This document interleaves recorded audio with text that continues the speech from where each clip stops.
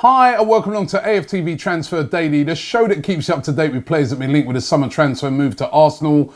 Sponsored today by Unibet. Now don't forget they've got some brilliant articles all about transfers, different teams in the Premier League, including Arsenal. Make sure you check it out. Some new blogs to look at in the description. Check that out right now. And it's been great doing these articles with Unibet, so make sure you check those out. Now, Wilfried Zaha, conflicting reports out today about the player that is said to be Arsenal's #1 target this summer. Said to be, the player that Arsenal would love to bring in to play on the wing because they know they have a problem there and this would be the guy that would really push them forward. Well, it depends what report you believe today. There are some reports saying that Arsenal are willing to offer up to 4 players to try and get this deal done. They're willing to offer Callum Chambers, who of course was on loan last year at Fulham, as part of any deal. Carl Jenkinson, who I know for a fact Crystal Palace are really interested in signing. At right back, of course, Wan-Bissaka's moved on, and Roy Hodgson is a fan of Carl Jenkinson's, so they're willing to offer him. They're even willing to throw Mohamed El Neni in as part of the deal as well. Arsenal willing to offer all of those players plus money if they can get the Wilfried Zaha deal done.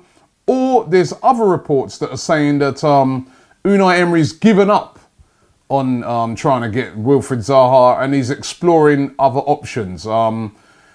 There's another report actually that says that Zaha himself is worried that Arsenal don't have the money to make his dream move materialise, and that he's really worried that the deal won't happen. Listen, for all of the things that I've read, every single one of those are pure speculation. None of them seem to be based on fact. Easy stories to kind of put together. At the end of the day, Zaha is away on duty at the African Cup of Nations. He's already said, he's concentrating on that, which he is. He scored the other night. Ivory Coast going really well. They're in the semi-finals now. And I don't think until he comes back, we're going to get a clearer sort of view on what is going to be happening with Wilfried Zaha. Will Arsenal push the boat out and try and get this deal done? Or will they wimp out and move on to another target? I know saying wimp out's a bit harsh, but I just look at it and say, these are the sort of deals that Arsenal, if they are seriously interested, which I know they are, these are the sort of deals that we should be getting done as a big football club. I know there's the problems with finances, etc., but still, Arsenal should be getting these sort of deals done. The owner should be helping out to get this deal done. But Zaha at the moment, lots of conflicting stories around about it today. And as I said, all of them, in my view, based on pure speculation. Then this story here, this is not speculation. This is actually fact. The one about Mesut Ozil, I was chatting about it a few days ago, how many media outlets, particularly those coming out of Turkey, were linking Mesut Ozil with a move to Fenerbahçe. Of course, we all know about Mesut Ozil's Turkish roots, and Mesut Ozil himself has said before in the past that he wouldn't mind finishing off his career playing for Fenerbahçe. Well, Fenerbahçe, who've been heavily linked with Mesut Ozil, they put a statement out about the whole situation yesterday. Quite a long statement, but part of it read this. It said that Fenerbahçe does not have a proposal for Mesut Ozil. Under the current economic conditions, such a step is not possible for both parties. And I remember when I spoke about this a few days ago, I said that, Fenerbahçe already have a lot of financial difficulties. I just cannot see, under their financial fair play rules, how it could happen that Mesut Ozil moves to Fenerbahçe unless Arsenal were to say, we'll cover literally all his wages. And you guys, just meet, 75,000. And we will cover all the rest. Then what would be the point of doing that? There would be no point in doing that because the guy's on £350,000 a week. This is the problem. I ain't got to keep going over it. It's, inherited from the previous regime where basically They've signed Mesut Ozil onto a long deal with high wages.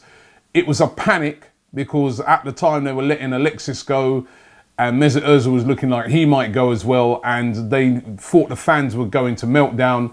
They panicked. Ivan Gazidis and Wenger decided to give him this mega deal, and it was just strange at the time how much money they laid out for him. And now, basically, the long and short of it is we are stuck with him. And I think Unai Emery is just going to have to work on him and say, like, we've got to get you playing. We've got to find a way to make Mesut Ozil work in this team. We've got to get Mesut Ozil back to form because we're stuck with him. Simple as that. So we've got to try and make him work. Mario Lemina yesterday linked with Arsenal as well as being linked with Manchester United. Again, this one here is a bit of facts because Mario Lemina himself coming out yesterday and saying that, you know what, I want to leave Southampton. He was speaking to the French media and he confirmed that he's been to the club and he's told them that he wants to leave. He says he's fully fit now. He, as I said on yesterday's show, he's been suffering from some injury problems last season that kept him out for a few months. But he has made it quite clear to Southampton that he wants to leave. Southampton said to be looking for around about £18 million, and the two clubs that are interested in him are Arsenal and Manchester United. I'm hearing that Leicester also interested. Leicester at the moment showing a lot of ambition in this transfer market, but they're said to be interested as well. But Lemina definitely wants to leave. Where will he end up? Will it be Arsenal? Will it be Manchester United? And as I said yesterday, is he good enough for Arsenal? Going through your comments yesterday on the videos, seems like the majority of fans do think he's good enough. Let me put it to a poll today. Is Mario Lemina good enough to play for Arsenal? Would love to hear from you guys if this type of signing that you think Arsenal could get done. As I said, it'd be a cut price, 18 million for a player of a lot of ability. Gabon international as well. So let me know in that poll. But Lemina definitely wants to leave Southampton, and it looks like he will go this summer. The thing is, who to? It might not even be Man United or Arsenal. It could be somebody else. And then I spoke about Krystian Bielik on the show yesterday. And the reports coming out today that Unai Emery is saying that Krystian Bielik is not in his first team plans. Now, as I said yesterday, AC Milan are interested in him. He can play as a defender, a centre-back. He can play as a defensive midfielder. West Brom are interested in him. Derby, Leeds, lots of suitors. Arsenal will be able to get a decent fee for him. He's still only 21. But as I said yesterday, should we be keeping him? I mean, we're not exactly blessed in the centre-back position. And in the defensive midfield position, what if there's an injury to Lucas Torreira, or Lucas Torreira's not on any form? Then what? You know, he's be a perfect backup. You've also got Callum Chambers as well, remember, who can play both of those roles as well. Callum Chambers, as a matter of fact, can play right back, centre-back, or defensive midfielder. And two players we're looking to let go. And then we're keeping the likes of Mustafi by the looks of it and people like that. I don't know about some of this policy at the moment. Bielik's only 21. I think, listen, Bielik himself wants to play regular football, but we've got him on a long-term contract, so it's up to us really. But it does look like Bielik is going to be on his way out this summer. Now, Dani Ceballos of Real Madrid has been interested in Arsenal all the transfer window. Still only 22, a really, really talented player. Now, it's said to be two clubs that have been really, really interested in him, and that is Tottenham Hotspur and us.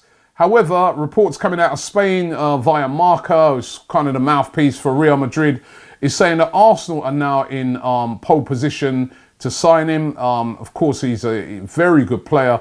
Was one of the starring players in Spain's under-21 success recently, and Real Madrid are willing to sell him. You know the situation with Real Madrid. They bought in Hazard, lots of players, and they got to balance the books. The talk is that what they would really like to do is to put in a buyback clause where they could get him back, because they do like Ceballos. It's just the fact that, you know, they just seem to have you know, so many players available to them at the moment. A buyback clause would lower down the price.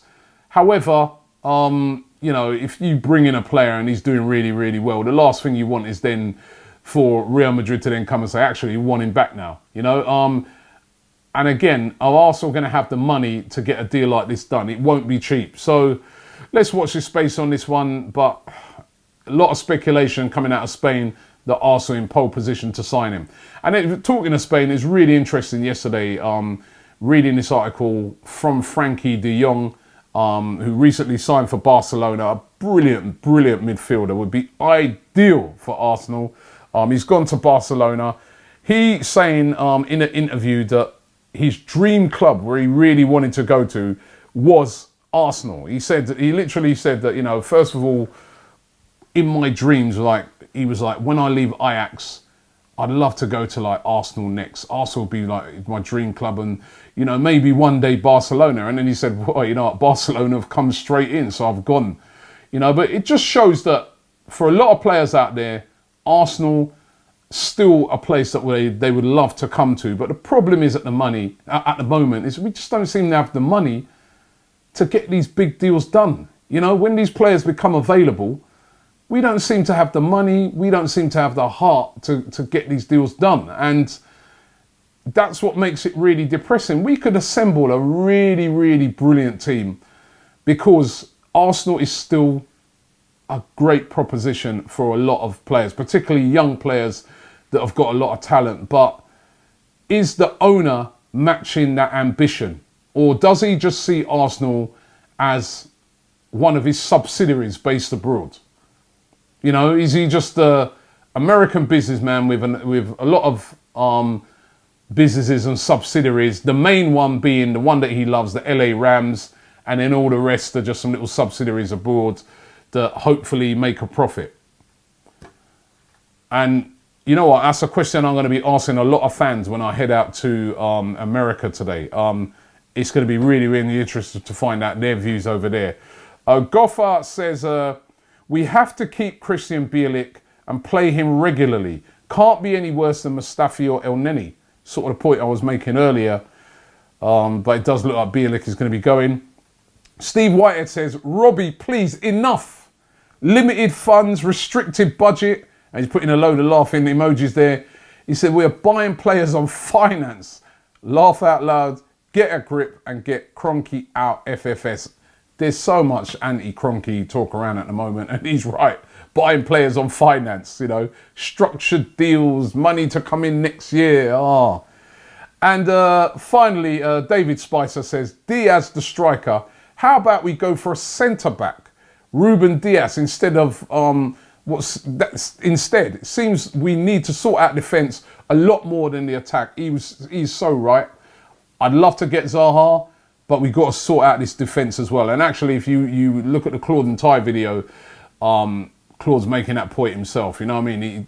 What about the defence? This defence needs sorting out. Listen, thanks for watching the show today. Don't forget, I am heading to America today. Over to America, I'm going to be teaming up with the guys from 702 Ent for the first part of our trip. We're going to be heading to Las Vegas. I know what you're saying. You go, hold on a minute. Arsenal are not playing in Las Vegas. You're right, they're not, but we are, right? So we're going to be over in Las Vegas for a few days, and it's been great. It'll be great to get the opinions of some Arsenal fans over there on what's been going on. So look out for us over in Las Vegas, and then we're going to be heading to Denver, where Arsenal play their first friendly. So Transfer Daily, this is the last Transfer Daily for a couple of weeks. That's going to be coming from the studio. We're going to be out and about in Las Vegas, Nevada, in the casinos for our next Transfer Daily. Maybe I can win some money and lend it to Stan Kroenke so we can get the Zaha deal done.